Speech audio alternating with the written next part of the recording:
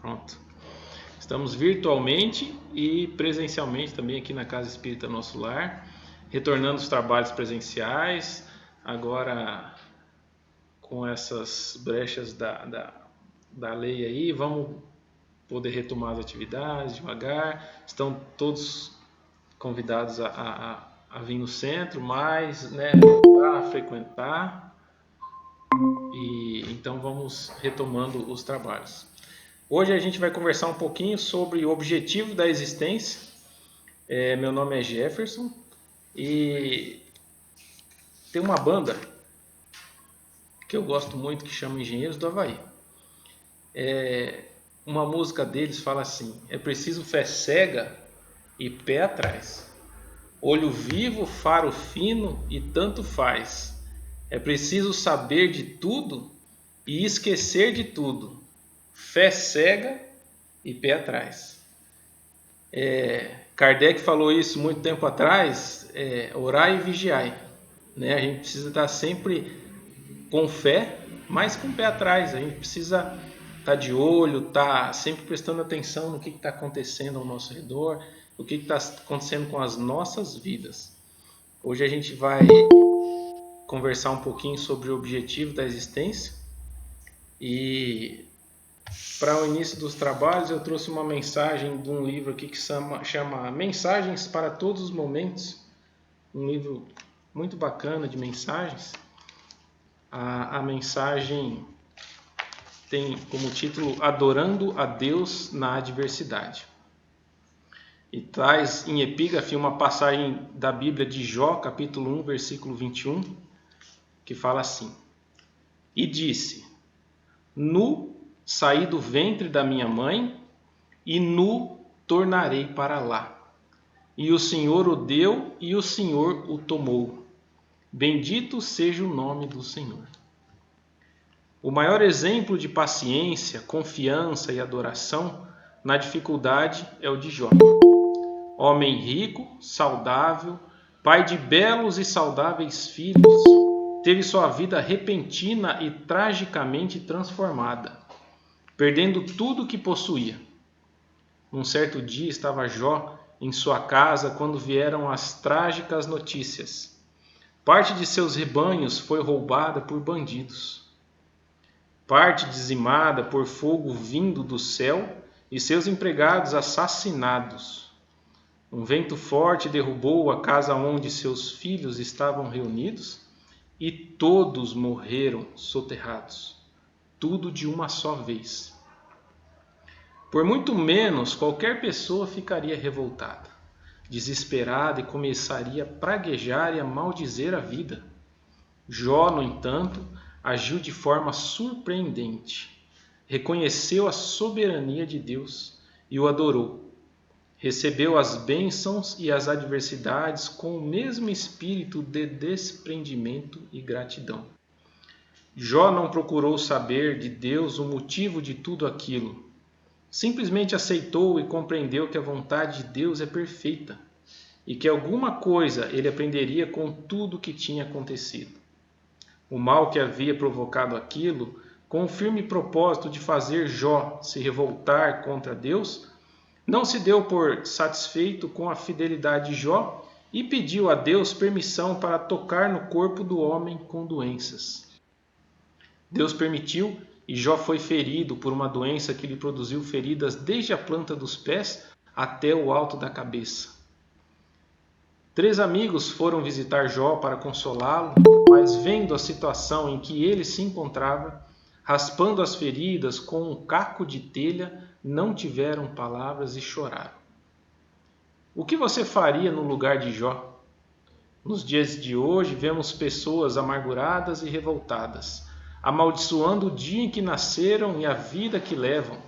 E tudo isso porque pequenos contratempos, o desemprego, brigas familiares ou prejuízos financeiros. Tudo isso é passageiro, podendo ser apenas um teste para a nossa fé. Por vezes somos provados e nessas horas nossa natureza se manifesta e nossa fé também. Adoramos a Deus por tudo o que temos? Adoraremos a Deus se perderemos o que temos? Amamos a Deus por ser quem Ele é ou pelo que Ele nos dá? Pense no exemplo de Jó e siga o seu ensinamento. Adoremos a Deus o tempo todo. Jó foi recompensado por sua fidelidade e nós também seremos. Tem uma mensagem também muito interessante que eu li uma vez, eu sempre falo, de uma pessoa que estava plantando e veio uma enxurrada e levou todinha a sua plantação. E aí ele pegou e começou a praguejar e plantou de novo. Mesmo assim ele plantou de novo. Aí começou a vir a tiririca. E ele começou a reclamar e não fez nada. Mas a gente tem que lembrar que a gente sempre tem que ter resignação para as coisas que não podemos mudar e coragem para enfrentar tudo isso e lutar, né? Quando vem uma enxurrada que você não tem o que fazer, coragem. Coragem não. Quando vem uma enxurrada e leva tudo, você tem que ter resignação. Resignação. Aquilo aconteceu, não tem o que fazer. Mas se vem uma tiririca e você não tiver a coragem de ir lá e capinar e arrancar a tiririca, ela vai estragar toda a sua plantação. Então a gente tem que sempre entender na vida os momentos que a gente precisa ter coragem e os momentos que a gente precisa ter resignação. Vamos fechar os nossos olhos, elevar os nossos pensamentos a Deus Pai Todo-Poderoso, ao nosso Mestre Jesus, aos Espíritos protetores, benfazejos que sempre estão nos ajudando, nos intuindo, nos mostrando o caminho a seguir, nos ajudando nessa caminhada da vida. Agradecemos a Ti, Senhor, a oportunidade de podermos estar aqui hoje encarnados. Pedimos que continuem nos abençoando, continuem nos iluminando, nos ajudem hoje, agora e sempre, e que assim seja.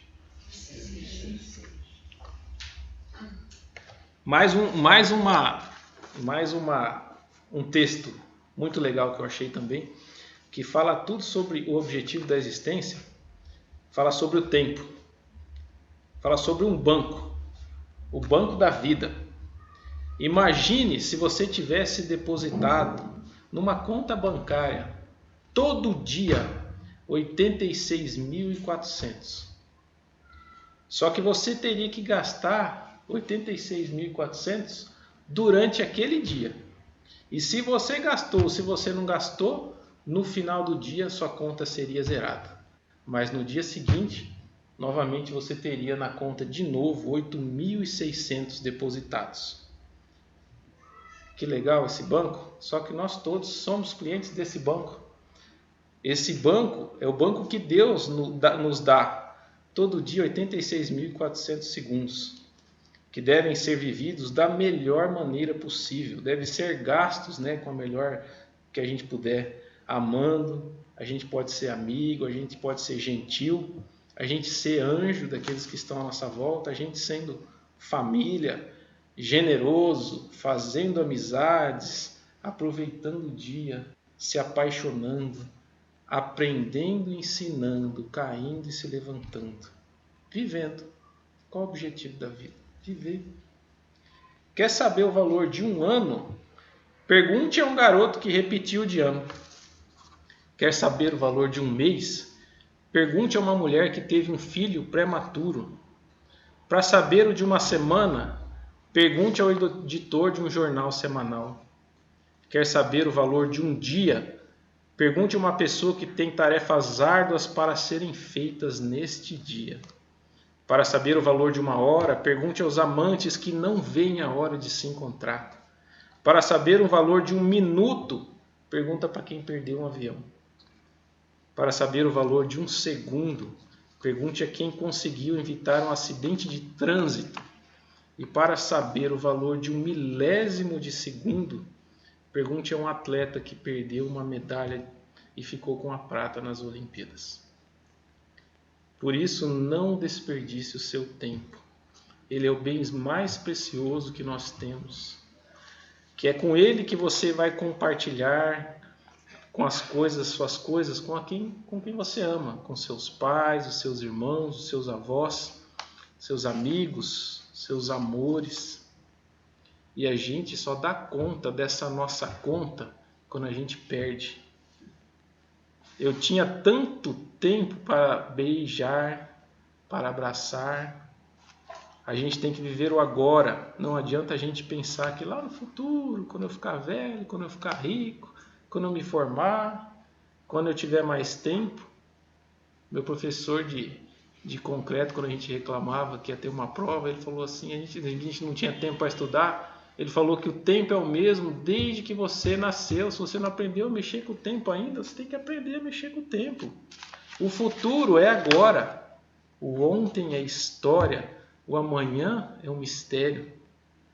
O hoje é uma dádiva. É um presente. É chamado de presente e é realmente um presente de Deus.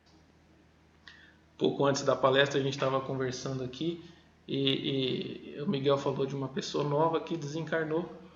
E aí isso me fez refletir na hora, né? Às vezes tem pessoas muito doentes, que passam anos doentes, a gente esperando que vai morrer, quando vê um que estava bonzinho do lado, morre, né?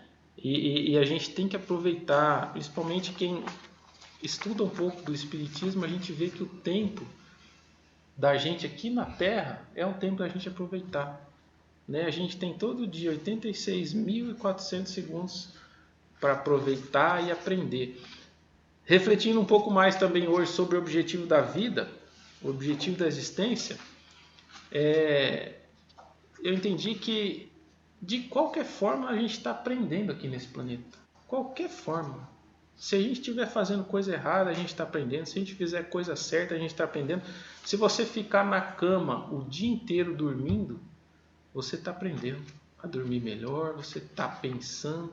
De qualquer forma, a gente está aprendendo.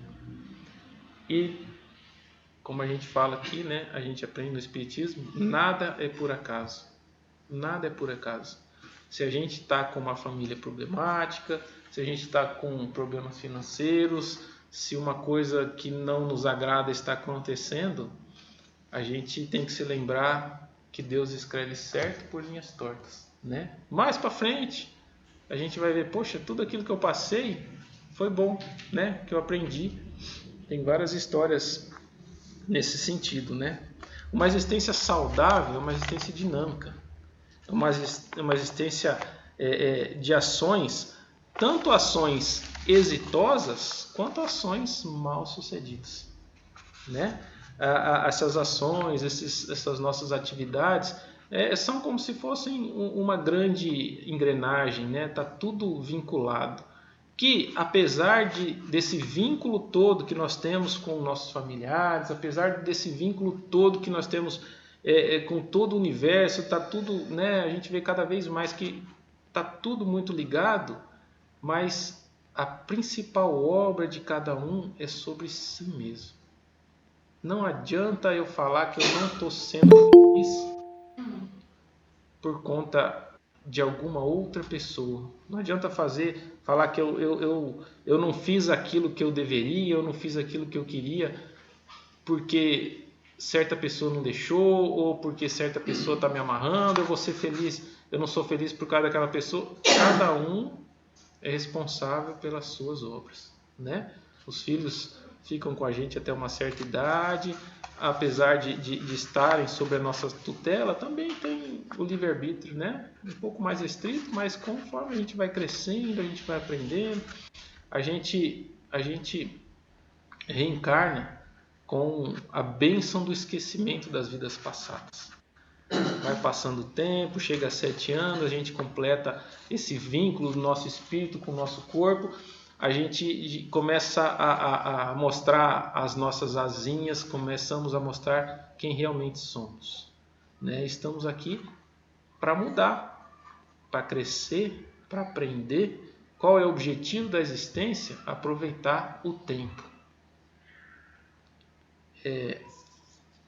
Não se fala isso no Espiritismo, mas cientificamente é provado que o tempo só existe por causa da matéria. São as 4 dimensões sendo 3 as dimensões que nós conhecemos, e a quarta é o tempo. O tempo, velocidade da luz, é tudo interligado. Não existe tempo sem matéria. Não existe tempo sem a matéria.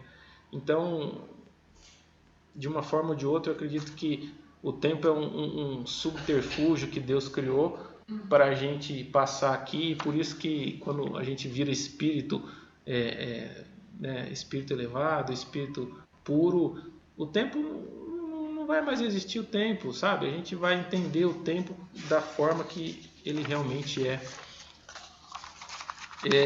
No Livro dos Espíritos tem algumas perguntas e respostas, né? E a partir da 167 fala umas bem interessantes aqui, que a 167 é a seguinte: qual é o objetivo da reencarnação? Expiação. Lembrando que nós estamos num mundo de provas e expiações, né? Nós estamos muito pertinho ali do começo. Primeiro, mundos primitivos, mundo de provas e expiações, mundo de regeneração. Em 2019 a gente estava esperando que o mundo virasse de regeneração, né? Mas acho que ainda está meio longe, nós ainda estamos brigando muito uns com os outros, ainda estamos bem precisando refletir um pouco mais sobre a nossa existência e sobre a nossa relação com todos aqueles que estão aqui com nós nessa jornada. Então, o objetivo da reencarnação é expiação, aprimoramento progressivo da humanidade. Sem o quê? Onde a justiça? Né? Se a gente levar por esse ponto, por essas fases aqui, a gente vê onde está a justiça divina. O número das existências, a 168, o número das existências corporais é limitado ou o espírito se reencarna perpetuamente? A cada nova existência, o espírito dá um passo a caminho do progresso. Quando se despojou de todas as impurezas, não tem mais necessidade das provas da vida corporal. 169. O número de encarnações é o mesmo para todos os espíritos? Não. Aquele que caminha depressa se poupa das provas. Todavia, as encarnações sucessivas são sempre muito numerosas, porque o progresso é quase infinito. E a gente vê aqui na Terra que o progresso é muito lento, né? Muito lento para o nosso tempo, né? O nosso tempo aqui é um piscar de olhos, como dizem, né? Mas a gente vê como a gente demora para aprender. A gente passa por uma prova, daqui a pouco a gente volta para aquela situação inicial e está cometendo os mesmos erros. A gente tem que passar de novo e assim a gente vai indo até aprender, né? Em que se torna o espírito depois da sua última encarnação? O espírito bem-aventurado é um espírito puro. No dolmen construído lá no túmulo de Allan Kardec, ou seja, na lápide de Allan Kardec, está escrito a seguinte frase: nascer, morrer, renascer ainda e progredir sempre. Tal é a lei. Resumindo aqui a palestra, o objetivo da existência: progredir sempre. Nós estamos aqui para progredir sempre. A gente tem que aprender com os nossos erros, aprender com aquilo que a gente está passando, tentar entender o porquê disso tudo. É difícil, é fácil falar, né? Vim aqui falar, a gente tem que aprender. O problema é a gente ir lá na aula prática, e realmente entender tudo isso, né? A gente precisa reconsiderar conceitos, repensar os nossos hábitos, aprofundar os conhecimentos, reformular pensamentos, redirecionar os sentimentos, superar as limitações e imperfeições, trabalhar pela melhoria da própria realidade, a minha própria realidade, eu sou responsável por ela. Eis o programa para quem deseja levar da Terra, o maior número de experiências positivas. Eu complementei aqui, a gente precisa sair da zona de conforto. Quando a gente se sente seguro numa situação, num lugar, Por mais que essa situação nos incomode um pouco, a gente quer ficar na zona de conforto, a gente quer ficar dentro daquela caverna, não quer sair mais com medo do desconhecido ou com medo de fazer o novo. Né? A gente tem que sair da zona de conforto, a gente tem que encarar, a gente tem que achar o propósito da vida, a gente tem que, não tiver nada para fazer, vamos ajudar alguém, vamos encontrar uma forma de levar o amor a alguma pessoa, uma conversa fraterna. Não precisa ser dinheiro, pode ser, né, ensinar alguma coisa, pode ser conversar com uma pessoa que está precisando, pode ser ajudar a cuidar de um filho, de um neto. Tem muitas e muitas formas da gente continuar crescendo aqui nesse planeta. Né? Nós estamos aqui, diz o povo aí que é melhor a gente aproveitar essa oportunidade. Né? Às vezes a gente quer ir embora e depois diz que a fila para vir aqui está grande. Não sabemos quando vamos voltar de novo, né?